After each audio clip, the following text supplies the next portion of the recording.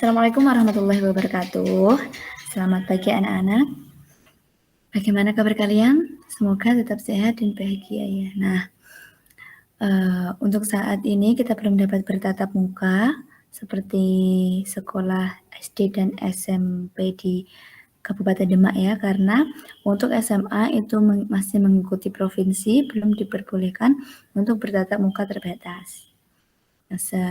Nah, kalian harus tetap di rumah saja, belajar di rumah, tetap semangat, menjaga protokol kesehatan agar terhindar dari virus. Seperti itu ya. Nah, pada pertemuan pagi hari ini, silakan kalian berdoa terlebih dahulu. Berdoa mulai. Berdoa selesai. Kemudian, untuk absensi silakan dilakukan pada Google Classroom. Gitu ya, Ibu sudah mengirimkan link, silakan kalian isi presensi Google Classroom. Nah, kemudian nanti videonya jangan di skip ya, jangan di skip. Karena apa? Karena untuk belajar kalian, untuk nanti kita akan membahas soal dan pembahasan. Karena biar kalian paham tentang dinamika rotasi, kan gitu. Jangan di skip, nanti tugas kalian juga Ibu akan sampaikan pada di akhir video. Gitu. Kemudian pada pagi hari ini kita akan mempelajari tentang soal dan pembahasan. Kita tidak akan menambah materi, tapi kita akan memperdalam pembahasan kita soal dan pembahasan tentang dinamika rotasi, gitu ya. Mungkin kalian yang belum membuka video Ibu, silakan kalian buka dulu tentang momen gaya, momen inersia, dan lain-lain yang mendukung tentang soal dan pembahasan dinamika rotasi ini. Untuk ini juga semoga kalian termudahkan nanti dalam mengerjakan UTS. Kalian kan juga mendekati UTS seperti itu ya. Kalian diharapkan dapat mengerjakan dengan baik itu konsep dan perhitungan. Kalau pada pagi hari ini kita akan lebih fokus pada perhitungan gitu. Kalau pada materi mungkin Ibu lebih fokus pada konsep-konsep. Nah, ini Ibu akan memberi soal dan pembahasan tentang dinamika rotasi. Diperhatikan baik-baik. Nah, yang pertama apa? Momen gaya. Momen gaya itu adalah sesuatu yang menyebabkan benda untuk berotasi anak-anak atau berputar. Gitu. Nah, benda ini akan berputar atau berotasi akibat adanya momen gaya. Kalau gaya itu apa? Gaya itu yang menyebabkan benda untuk bergerak translasi atau bergerak lurus. Itu ya. Karena misal gaya, kita memberi gaya pada meja, kita mendorong meja ke kanan. Itu kan gayanya akan mengarah ke kanan juga. Nah, itu adalah gaya. Kalau ini momen gaya untuk berotasi ya, atau bertranslasi ini. Nah, maka saat kita menggelindingkan bola itu kan bola menggelinding akan berotasi, berputar gitu ya. Nah, di mana momen gaya atau torsi itu dirumuskan dengan sigma tau sama dengan F kali R. Nah, kalau pada sudut tertentu itu kan sigma tau sama dengan R F sin theta ya, kemarin sudah. Nah, kemudian konsep torsi dapat dilihat pada saat kita membuka pintu ya. Semakin besar gaya yang diberikan, maka pintunya akan semakin mudah terbuka, kan gitu. Semakin besar momen gayanya. Nah, itu. Nah, kita akan tidak akan membahas itu lagi. Kita akan mengaplikasikan pada soal. Nah, coba perhatikan gambar pada layar. Nah, panjangnya AB sama dengan BC sama dengan CD itu 1 meter, kan gitu ya. Kemudian tentukan besar torsi yang bekerja pada titik A, titik B, dan titik D. Nah, bagaimana cara mengerjakannya, Bu? Kan gitu. Tadi kan jaraknya sama ya. Jaraknya sama. 1 meter gitu ya. Jadi ini 1 meter jika ini di sini 1 meter. Sini juga 1 meter gitu, sini juga 1 meter. Jadi jaraknya sama. Nah, kemudian bagaimana cara menghitungnya, Bu? Kan gitu. Yang pertama harus kita lakukan adalah kita melihat gaya-gaya yang tidak ada pada poros. Kan ini kan tadi titiknya di A ya, porosnya berarti di A di sini. Ini yang akan menjadi poros, maka ini tidak usah ditulis F1-nya. Karena apa? F1-nya itu adalah 0 karena dia yang menjadi poros kan gitu. Jadi yang F yang harus atau gaya yang harus dihitung itu mana? Yang B, yang C, dan yang D. Nah, kemudian kita tulis, Ibu tuliskan di sini. Pada titik A. Titik A di sini berarti momen gayanya ya gaya yang dihitung ini dan ini ya. B, C, D. Dan gitu. Kita tulis langsung saja rumusnya. Sigma tau sama dengan F kali R ya. Nah, di mana sigma tau sama dengan F2. F2 itu gimana? Karena ini membentuk sudut, maka kita kan harus menguraikannya atau kita langsung menggunakan rumus tadi RF sin theta. Nah, sin dari mana Bu? Sin ini dari ini anak-anak. Kalau di sini kan F2 sin 53 ya. Nah, kalau di sini apa? F3 sin 30 kan gitu. Karena apa? Karena pada torsi gayanya itu harus tegak lurus pada porosnya ini. Sumbu putarnya. Nah, kemudian F2 kita tuliskan sin 53 karena ini porosnya ke sini ya. Nanti kita juga perhatikan arahnya itu kemana. Searah dengan jarum jam atau berlawanan arah dengan jarum jam. Nah, gitu kali R. Nah, untuk searah dengan jarum jam kemarin kita sudah menyepakati gitu. Yang plus itu searah jarum jam. Berarti kemana? Searah jarum jam kan gini ya. Jarum jam kan gini muternya. Nah, kemudian yang negatif atau men itu berlawanan arah jarum jam. Nah, kemudian ini berarti kemana? Kalau B-nya ini ke sini, sedangkan porosnya ke sini, berarti kan dia cenderung ke sana ya. Berarti kalau searah dengan jarum jam itu positif ya, positif. Kemudian di sini kalau porosnya ke sini kan ini cenderung ke kanan. Iya benar, maaf, cenderung ke kiri. Kok kanan, sorry ya. Ini kalau ke sini kan ini muternya ke sini ya, porosnya soalnya kan di sini. Jadi ini tuh gayanya itu cenderung ke sini gitu loh. Nah, ini gayanya juga cenderung ke sini. Maka itu kan berlawanan arah dengan jarum jam ya, ke sini. Kemudian ini juga ke sini. Gitu. Nah, maka dari itu berarti nilainya apa? Negatif ya, negatif F3 sin 30 negatif F4 kali R. Nah, ini kemudian kita masukkan saja F2-nya berapa? F2-nya itu kan 10 sin 53 kali R, sin 53 itu 4/5 kali R. R-nya adalah 1 ya, 1 meter. Kemudian F3 12 sin 30 berapa? Setengah ya, kali R. R-nya itu 1. R-nya berarti 2. Ya, jangan lupa anak-anak.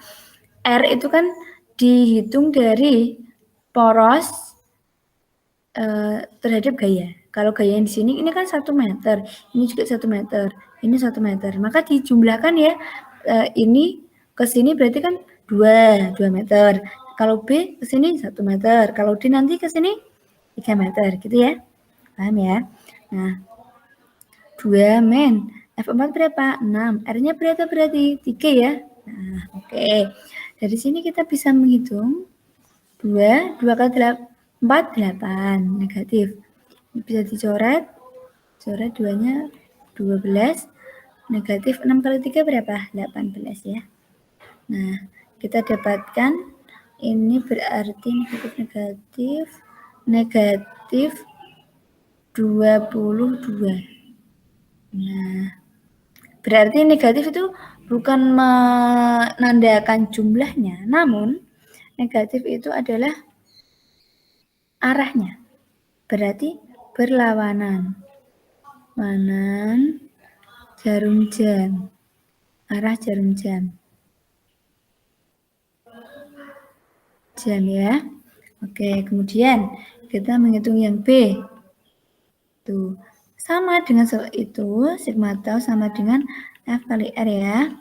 Nah, B berarti kan di sini anak-anak. Kemudian yang hitung berarti apa? Gaya yang A, gaya yang C, dan D. B-nya tidak ya. Karena apa? Dia sebagai poros. Kemudian kita lihat, ini arahnya kemana? Kalau ini sebagai porosnya, kan gitu. Ini poros. Ibu hapus saja biar mudah dipahami. Nah,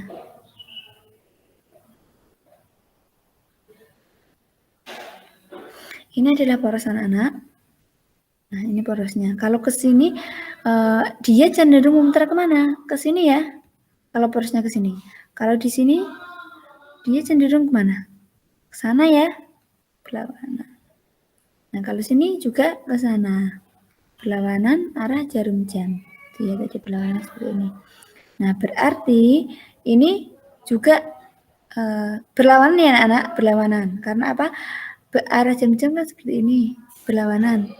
Nah, kalau ini kan juga berlawanan. Kalau ke sini baru searah. Ya, ini juga berlawanan, berlawanan. Kan gitu. Karena ini porosnya di mana? Porosnya di sini nih. Ibu ulangi, porosnya di B.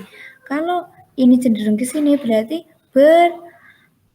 berlawanan. Kalau ini porosnya ke sini berarti cenderung ke sini, berarti berlawanan. Ya, arah jarum jam, ibu ulangi arah jarum jam itu kan sini.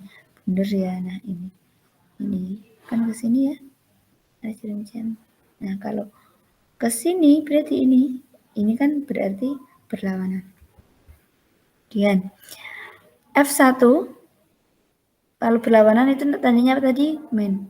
F1 R negatif. F 3 sin 30 kali R. Min F4 kali R. Kan gitu ya. F1-nya apa? 8. Kali R-nya berapa? Ini jaraknya sampai sini 1 ya tadi ya. 1. Negatif. F3 12. Sin 30 setengah. R-nya berapa? Kan R-nya ini ya. Dari sumbu ini, sumbu putar ini, sumbu putar sini ke sini. Itu kan 1. Negatif. F4-nya 6 kali ini 1 ditambah 1 sama dengan 2. Nah, dari sini kita bisa menghitung di sini 8 negatif 6 ya 12 dicoret 6 negatif 12. Nah, sama dengan berapa? Ini kan berarti 10 ya, negatif 10 meter. Nah, ini apa tandanya tadi? Maaf anak-anak, ini negatif ya. Ini negatif, ini negatif. Ya Allah. Ini. Nah, berarti kalau negatif itu berarti jumlahnya 26. 26 Nm. Kemudian yang ketiga, yang berarti titiknya di D. Ya, nah ini di D berarti yang dihitung mana? F-nya, F3, F2, dan F1. Ya, ini porosnya ya, berarti F4 ini tidak digunakan. Ini di sini, karena sin F3 berarti ini cenderung kemana? Kalau porosnya di sini, cenderung searah jarum jam. Ini kalau di sini, di bawah sini, berarti kalau porosnya di sini kan cenderung ke mana sana? Ya, berarti ini apa? Berlawanan arah dengan jarum jam ya. Ini juga berlawanan arah dengan jarum jam yang searah berarti satu ini. Berarti kita dapat menuliskan sigma tau C sama dengan F kali R. Sigma F kali R. Nah, di mana dihitung F1 kali R. karena maaf negatif karena apa? Berlawanan. Negatif juga karena berlawanan F2 sin theta sin 53 kali R. Nah, ini searah ya, searah dengan jarum jam plus berarti F3 kali R sin 30 kali R. Nah, kita masukkan negatif 8 kali R-nya berapa? 1 tambah 1 tambah 1 berarti 3. Negatif F2-nya 10 kali sin 53 itu berapa? 0,8 atau 4/5 kali R-nya berapa? F2 berarti 2 ya. Ini hanya ini dan ini. 2 plus F3-nya 12 sin 30 setengah R-nya 1. Nah, min 8 kali 3 itu negatif 24. Ya, negatif ini dicoret boleh ya, 2. 4 kali 4, 16. Plus dicoret 6, berarti 6. Nah, kemudian kita dapatkan berarti 34 Newton meter. Nah, sampai sini paham ya? Nanti kalian bisa bertanya tentang Ibu, Bu bagaimana, misal kalian belum paham tentang nomor 1. Kalian bisa tanyakan, Bu nomor 1 yang bagian C atau yang nanti nomor 2 yang ini bagaimana Bu? Nanti Ibu insya Allah Ibu akan jawab. Ya. Nah kemudian ini masih di torsi ya atau momen gaya. Nah kalian jangan terkecoh terhadap gambarnya. Sepertinya ini gambarnya kayak susah, bukan gitu. Sebenarnya mudah anak-anak. Ini itu momen gaya yang porosnya ini ya. Porosnya ini adalah poros momen gaya ini. Nah ini yang berbentuk X ini adalah poros momen gayanya. Nah kita diminta untuk menghitung besar momen gaya total gitu ya. Nah kita ingat kembali tadi rumusnya apa? Momen gaya sigma tahu sama dengan sigma F kali R kan gitu. Kita tinjau satu persatu saja. F1 kan berarti arahnya ke sini kanan ya, berarti searah jarum jam dong, ya kan? Dia berarti kan cenderung memutar ke sini kan, ya enggak? Ini kan ada suatu kotak gitu, dia cenderung kalau arahnya ke kanan, kan gitu ke kanan, berarti dia cenderung memutar ke kanan atau searah dengan jarum jam, berarti nilainya plus ya, F1. Nah, sedangkan ini jaraknya itu 60 sini 80, maka kita porosnya adalah ini begitu. Kita hitung R-nya itu sama dengan 0,3. Perhitungan 0,3 F1 R1 kemudian F2-nya ini di dalam poros Bu bagaimana kan gitu ya, bagaimana dalam poros Bu F2-nya ini berarti kan dia sebagai poros ya, dia tidak dihitung kan gitu.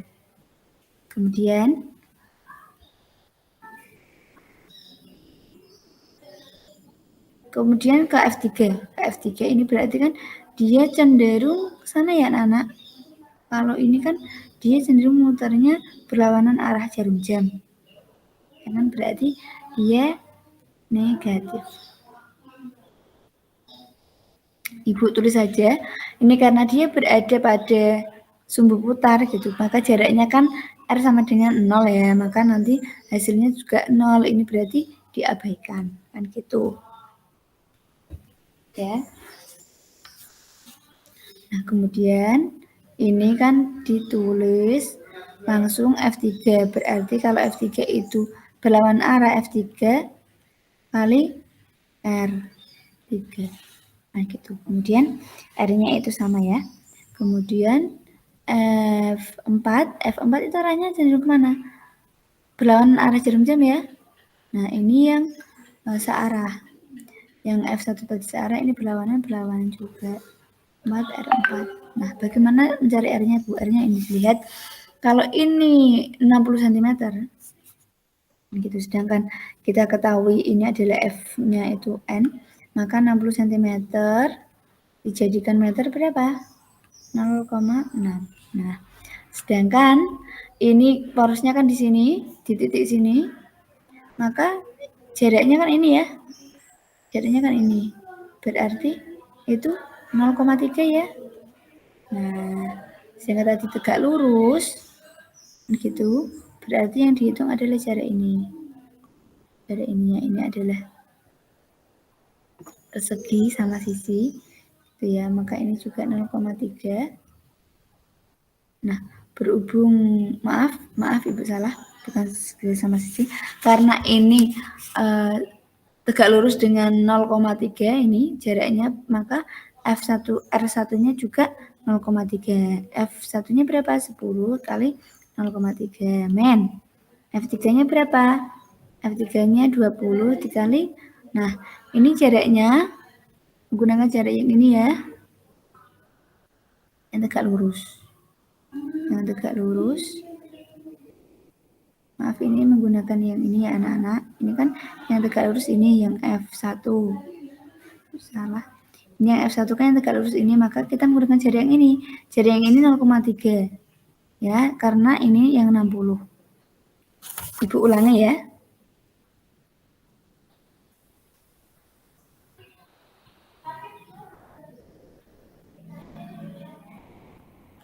Nah, ini kan 60. Jadi kalau dibagi 2 berapa? 30 ya, 30. Sini 30, sini 30. Sedangkan tadi diubah menjadi meter, tadi berarti ini 0,3, ini 0,3. Oke. Nah, Ibu, ini juga, ini 80 cm. Jadi dibagi 2 berapa? 40. Sedangkan jadikan meter berarti 0,4, sini 0,4. Nah, kita lihat gaya-gaya yang tegak lurus anak-anak, tegak lurus. Kalau di sini porosnya, maka yang F1 itu tegak lurus di sini ya, tegak lurus. Nah, ini adalah tegak lurus F1-nya berarti menggunakan 0,3.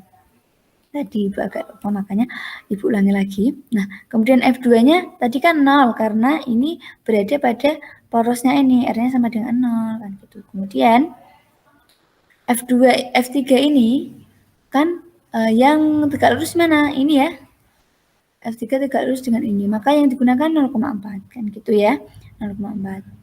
Men, F4-nya ini mana? Yang tegak lurus, yang ini. Berarti menggunakan mana? 0,3. Nah, 0,3. F4 berapa? 5. 0,3. Kemudian kita tulis 10 dikali 0,3 berarti 3, negatif ini 2, negatif 1,5. Nah, dari sini kita bisa menghitung berarti ini negatif 6,5 Newton meter, berarti berlawanan. Berlawanan ya. Kalau di logika di sini kan yang searah jarum jam itu 10 Newton, kalau yang berlawanan arah itu ada 2 gaya dan gayanya 20 Newton dan 5 Newton. Berarti dia kan nanti akan berputar berlawanan arah jarum jam. Gitu ya. Ini silakan difahami untuk mencari gaya pada torsi itu harus tegak lurus. Ibu ulangnya harus tegak lurus. Nah, maka ini jawabannya. Nah, kemudian kita lanjutkan ya. Nah, yang selanjutnya yaitu momen inersia. Apa itu momen inersia? Momen inersia itu kecenderungan benda untuk mempertahankan keadaan, baik itu tetap atau diam bergerak atau bergerakan gitu ya. Nah, kecenderungan benda untuk mempertahankan keadaan ini disebut dengan momen inersia. Nah, gitu. Benda cenderung untuk bergerak, memutar, kan gitu. Maaf ini kurang. Benda untuk mempertahankan keadaannya tetap diam bergerak. Kalau momen inersia itu kecenderungan benda untuk mempertahankan putarannya, kan gitu.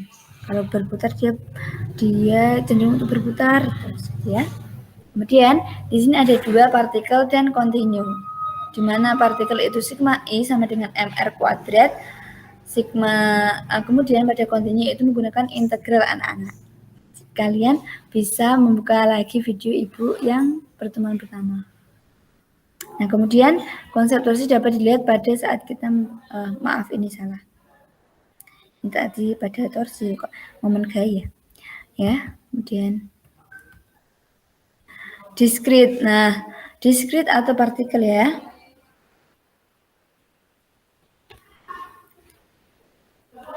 Nah, ini ada sebuah partikel-partikel pada jarak tertentu kan gitu. Nah, ada 5 titik massa tersusun seperti gambar. M1 sama dengan 1, M2 ini. Kemudian tentukan momen inersianya jika poros putar pada sumbu X dan poros putar di sumbu Y. Gitu. Nah, bagaimana cara mencarinya? Seperti tadi, kalau sumbu X berarti yang dilihat sumbu Y. Kalau sumbu putarannya itu X, maka yang dilihat adalah sumbu Y, kan gitu ya. Saat ini X ini berputar gitu, berarti yang berputar ini ya. Yang sini dan sini. Sumbu yang berputar gitu. Sini. Ini. Kan gitu ya bentuknya. Nah, maka kita dapat menghitung sigma poros A ya sini, terus sigma tau X itu berarti yang itu kan ini M4 ya, karena yang berputar mana? Yang berputar berarti kan M4 dan M2 ya. Benar nggak?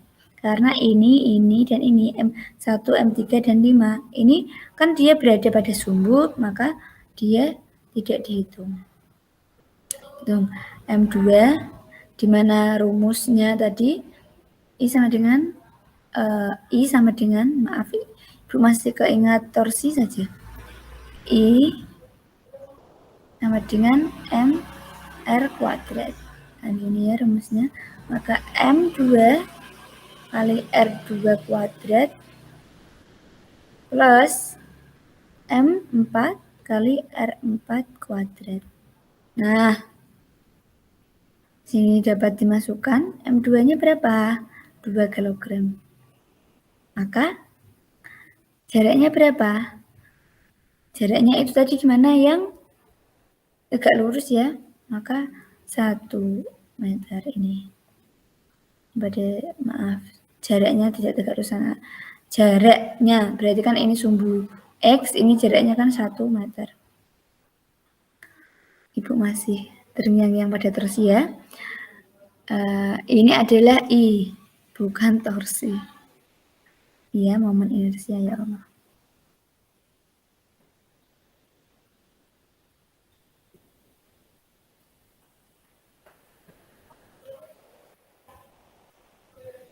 M4-nya berapa? 4 kg. Dikali R-nya 1 ya. 1 meter kuadrat. Maka kita dapatkan 2 kali 1 kuadrat 2 ya. 4 kali 1 kuadrat 4. Karena kan 1 kuadrat itu tetap 1. Maka jumlahnya yaitu 6 kg meter kuadrat. Jangan lupa ya satuannya. Kemudian yang B, itu sigma I sama dengan M kali R. Sigma M kali R kuadrat. Nah, gimana kalau sumbu Y itu yang dihitung yang mana? Yang M5, M3, dan M2 ya. Nah, kita hitung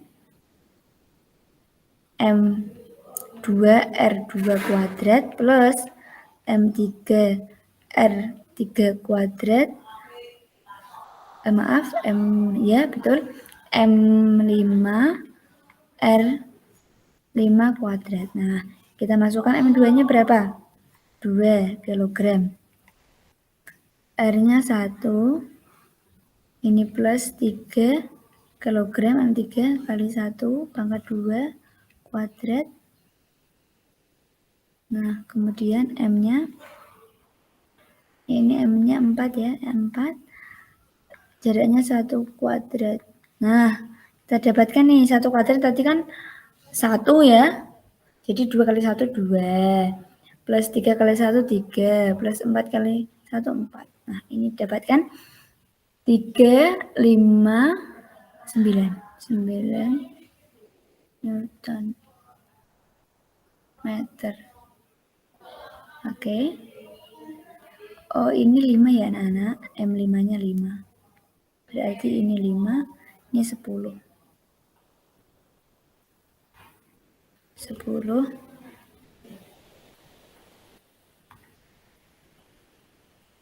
Ini kan 5 dikali 1 kuadrat 5. Ini 10 kilogram meter kuadrat. Nah, paham ya? Nah, kita lanjut saja. Ini adalah contoh partikel yang banyak. Ya, nanti kalian menghitungnya juga itu. MR kuadrat, nanti juga satu partikel. Kalau satu partikel berarti rumusnya hanya ini. Ini sama dengan MR kuadrat. Gitu ya. Mudah. Nah, ini adalah momen inersia berbagai benda tegar anak-anak. Ini ada batang silinder melalui poros di sini beda ya, karena kan momen inersia dipengaruhi oleh porosnya juga, terletak porosnya. Ini jika di tengah-tengah momen inersianya setengah ml kuadrat, kalau di sini di ujung itu sepertiga ml kuadrat. Nanti beda lagi, ini juga porosnya di sini dan di sini kan beda ya, di tengah sini dan di pinggir sini. Nah, ini kalian bisa membuka pada modul, Ibu sudah mencantumkan banyak benda tegar gitu. Nah, kita membahas satu saja. Masa benda kontinu itu atau benda tegar itu masanya itu terkonsentrasi pada pusat masanya dan tersebar pada jarak yang sama. Karena partikelnya itu terlalu banyak, maka kita menggunakan apa? Rumus integral tadi ya. Kalau diskrit itu IMR kuadrat, kalau kontinu berarti menggunakan integral tadi. Nah, kemudian kita langsung saja. Nah, ini adalah sebuah silinder yang porosnya di ujung ya.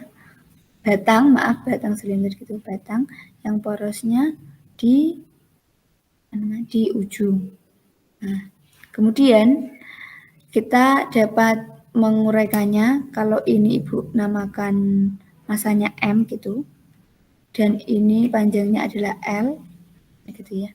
Nah, ini juga Ibu ambil satu partikel yang sedikit, jadi ini adalah dm. Nah, ini adalah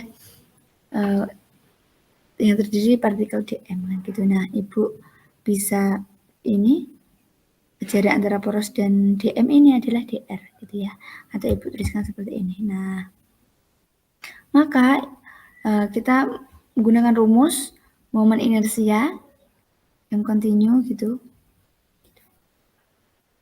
Nah, momen inersia yang kontinu bagaimana rumusnya Bu? Integral I sama dengan integral R kuadrat dm ya.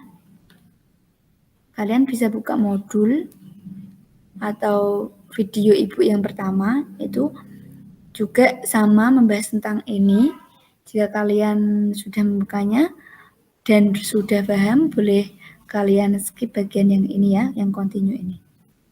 Karena Ibu membahasnya hal yang sama. Membuktikan bahwa momen inersia pada silinder, pada batang yang ujungnya di poros adalah I sama dengan sepertiga ml kuadrat gitu ya. Nah, kemudian kita tuliskan I sama dengan L 0, karena apa? Karena yang dihitung itu dari 0 sampai L kan gitu. Kemudian R kuadrat. Nah, dm-nya bagaimana? Dm-nya kita bisa cari dengan perbandingan ini anak-anak. M per L sama dengan dm per dr kan gitu, dimana perbandingan massa itu kan dengan panjang, ini juga perbandingan sebagian massa dengan perbandingan sebagian panjang gitu ya. Maka bisa Ibu tuliskan apa?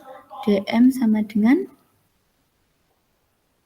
m per L dr ya. Nah, maka bisa Ibu masukkan ke sini m per L dr. Nah, kemudian m per L ini adalah konstanta. Gitu. Konstanta itu kan bisa dikeluarkan ya. Kalau kalian masih ingat rumus integral, maka ini kuadrat dr. Nah, bagaimana rumus integral? Kalau ini adalah rumus integral ya, Ibu ingatkan ketika ada integral x kuadrat kan gitu, maka integralnya itu apa? X kuadrat, maka xn gitu, n plus 1 x n plus 1 gitu ya. Maka ini bagaimana rumusnya? Ini adalah rumus utama integral. Nah, maka m per L kan tadi sudah ketahui, maka sepertiga ya. Karena apa? 3 dari mana? N atau 2 ini tambah 1. Kemudian R2 itu tambah 1, maka 3. Nah, kemudian L 0. Kemudian M per L, kita masukkan R-nya, L-nya itu pada R, kemudian 0-nya juga pada R. Kita kurangkan. Gitu, sepertiga L pangkat 3, negatif sepertiga L, maaf ini L, ya ini 0 pangkat 3. Kemudian kita dapatkan apa? M per L sepertiga, kan ini 0 ya, jadi tetap ini L pangkat 3. Nah, sampai sini kita bisa menghitung I-nya sama dengan M per L, kita tulis lagi sepertiga M per L kali L pangkat 3, kita coret. Nah, sama ya, tadi dibuktikan bahwa pada benda tegar, inersia benda tegar di batang dan porosnya di ujung itu sama dengan sepertiga ml kuadrat. Nah itu adalah bukti bahwa ini beberapa benda tegar tadi ya. Nah ini benda tegar tadi. Nah, kemudian hubungan momen gaya dengan percepatan sudut. Misal, sebuah roda berbentuk silinder bejal memiliki massa 30 kg dan jari-jari 20 cm. Tentukan percepatan roda saat ditarik dengan gaya 20 N. Pada pertemuan pertama, Ibu sudah menjelaskan bahwa hubungan momen gaya, momen inersia, dan percepatan sudut itu adalah tau sama dengan I kali alfa, di mana alfa itu adalah A per R atau percepatan sudut kan gitu ya, percepatan sudut.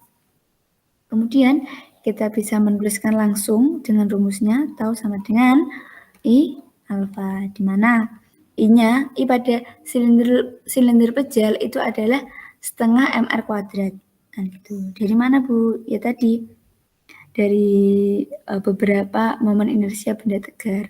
Tadi Ibu cuman menjelaskan tentang yang batang karena nanti kalau semuanya tidak cukup waktunya. Nah, ini setengah mr kuadrat kali ini alfa kan berarti momen sudutnya itu A per R ya, A per R. Nah, gitu. Kemudian setengah, M-nya berapa? M-nya 30. Jari-jarinya 20. Nah, gitu ya, 20 cm. Jadi berat 0,2 kali, maaf ini R-nya bisa dicoret ya. Nah, ini berarti tinggal R kali A. Nah, gitu. Kemudian tau ini adalah apa? Ibu ulangi ya, Ibu ulangi. Tau dari sini biar kalian paham. Tau itu kan F kali R ya, F kali R. Tau sama dengan I kali alfa.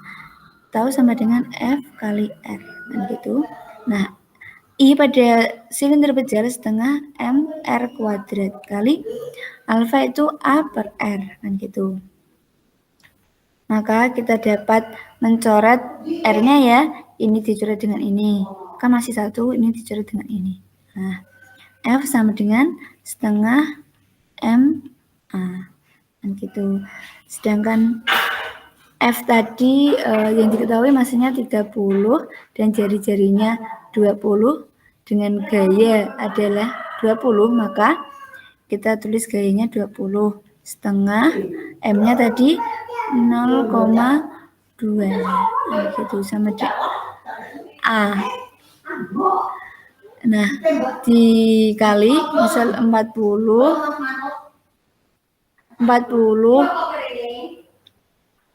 sama dengan 0,2. Nah, maka ini berarti berapa?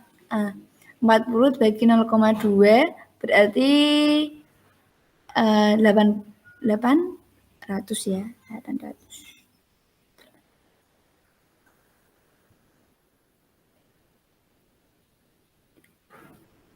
Ya. Oke, nanti kita ketemu. Kemudian yang soal berikutnya, sebuah silinder pejal bermassa M dan berjari-jari R bergerak menggelinding pada suatu bidang horizontal. Tentukan percepatan silinder pejal saat menuruni bidang. Kan gitu. Nah, ini juga ada hubungannya dengan hubungan momen gaya, momen inersia, dan percepatan sudut. Nah, kemudian kita dapat menuliskan bahwa sigma tau itu kan sama dengan I kali alfa. Nah, di sigma tau-nya itu kan ini ya, kita uraikan gayanya ini. Ke sana ada F gesek. Nah, di sini ada gaya berat. Kemudian kita uraikan gaya berat pada diagram kartesian gitu. Di sini Wx dan kemudian ini Wy. Di sini alfa. Sudutnya. Nah, maka kita bisa tuliskan sigma tau itu kan F kali R, F-nya itu F gesek dikali R itu sama dengan I-nya apa? Silinder pejal. Maka silinder pejal adalah setengah MR kuadrat kali A per R. Nah, maka dari sini kita bisa mencatat apanya? R-nya ya, R-nya kita coret. Maka F gesek sama dengan setengah MA. Nah, maka setelah ini kita juga mengetahui bahwa silinder pejal itu kan melakukan juga gerak translasi ya sepanjang garis miring ini. Maka kita juga dapat menggunakan rumus ini, sigma F sama dengan M kali A, di mana F ini kan omega sin omega di sini ya, ini sudutnya. Di sini kan W gaya berat sin alfa ya, dikurangi F gesek ini gitu ya, pada sumbu X ya, ini F pada sumbu X. Nah, maka kita dapat tuliskan W sin theta negatif atau min F gesek sama dengan M kali A. Nah, saat ini W sama dengan apa anak-anak? M kali G ya. M kali G sin alfa min F geseknya tadi apa? Kan kita bisa memasukkan F geseknya setengah MA sama dengan MA. Nah, dari sini kita bisa mencatat apa? M-nya ya. M-nya dicoret. G sin alfa min setengah A sama dengan A. Nah, kita pindah ruas. Maka G sin alfa sama dengan 3/2A. Maka A sama dengan 2/3 sin alfa G sin alfa. Nah, ini adalah percepatan silinder pejal saat menuruni bidang. Nanti berarti kalian bisa menggunakan dua rumus ini ya. Sigma F sama dengan M kali A dan torsi sama dengan I kali alfa. Kemudian, nah ini adalah teorema Sunjata, di mana momen inersia terhadap sumbu pusat itu IPM. Maka momen inersia memenuhi itu adalah di rumusnya I memenuhi I sama dengan IPM plus MD kuadrat. Nah, gitu, MD adalah jaraknya. Nah, ini adalah contohnya. Sebuah batang silinder seperti ditunjukkan pada gambar mempunyai panjang L dan M, serta O adalah titik pusat batang. Tentukan momen inersia jika di titik P. Yang gitu. Kalau ini kan sumbu putarnya aslinya kan di sini ya. Nah, kita ganti pada jarak tertentu. Nah, jaraknya itu apa? 1/4 L. Kan gitu. 1/4 L itu adalah D. Nah, inilah yang disebut D, anak-anak. Aslinya itu sumbunya di sini, tapi digeser sebelah sini. Berarti kita menggunakan teorema sumbu sejajar. Maka kita langsung bisa menuliskan I sama dengan IPM plus MD kuadrat. Sama dengan setengah 1/12 ML kuadrat. Ini apa? Ini pada batang silinder ya. Kalian bisa mengetahui I pada batang silinder adalah 1/12 ML kuadrat plus M, D-nya tadi apa? 1/4 L kuadrat. Nah, di sini bisa hitung 1/12 ML kuadrat plus 1/16, maaf ya ini 4, kok 2, 1/16 ML kuadrat. Maka kita bisa jumlahkan ya. Jadi ini jadikan berapa? 48, ini 7. Itu jumlah ya. Maka ML kuadrat ini adalah momen inersia jika di titik P ya. Jika di titik P. Nah, kemudian adalah hukum kekekalan momentum sudut. Kalian sudah mengetahui. Nah, seorang penari balet memiliki momen inersia 4 kg/m². Ketika lengannya merapat ke tubuhnya, maka 16 kg/m². Ketika lengannya terentang. Pada saat kedua lengannya dirapatkan tubuhnya, kelajuan putaran penari 12 putaran per sekon. Jika kemudian kedua lengannya direntangkan, kelajuan putarnya menjadi, kan berarti kita ketahui apa? Kita ketahui itu kan momen inersia I pada saat lengannya merapat, itu kan berarti I1 gitu, Ibu tulis I1 4 kg/m². Nah, kemudian I2-nya itu kan 16 kg/m², kan gitu ya. Kemudian kita ketahui apa? Kelajuan putaran penari, kan gitu ya. Berarti kan pada momentum sudut itu kan I sama dengan I omega sama L sama dengan L aksen, kan gitu. Ini adalah hukum kekekalan sudut, di mana L itu I kali omega sama dengan I omega aksen, I aksen omega aksen, kan gitu ya. Kita sudah ketahui apa? I1 atau I 4 kg/m², I2 atau I aksen bisa Ibu tuliskan dengan I2 itu 16 kg. Kemudian kita ketahui kecepatannya tadi pada putaran, kelajuan pada putaran itu 12, kan gitu, putaran per sekon. Maka berapa kelajuan saat lengan direntangkan, berarti kan omega aksen ya. Nah, kemudian kita bisa masukkan saja L sama L aksen I1 omega 1 sama dengan I2 omega 2. Nah, kita bisa masukkan 4 kali berapa? 12 sama dengan I ini berapa? 16 kali F omega 2. Nah, kita bisa langsung dapatkan omega 2 atau omega aksen sama dengan 3 putaran per sekon. Nah, itu yang dapat Ibu sampaikan. Nanti setelah ini kalian akan Ibu beri beberapa soal, kemudian dapat kalian kerjakan. Silakan jika ingin bisa mengerjakan soal, silakan video Ibu tonton gitu ya, jangan di skip gitu ya. Nah, mungkin kata-kata terakhir dari Ibu yang dapat Ibu sampaikan, belajar sebanyak yang kamu bisa saat masih muda. karena hidup menjadi terlalu sibuk nantinya. Nah, berhubung kalian masih muda dan masih belum terlalu sibuk pada hal yang lain kan gitu. Nah, silakan kalian banyak belajar, gitu ya. Kemudian tugas kalian tadi, nanti setelah ini akan Ibu beri soal-soal dan kalian dapat mengerjakannya. Kurang lebihnya mohon maaf, kita tutup dengan doa. Berdoa mulai. Berdoa.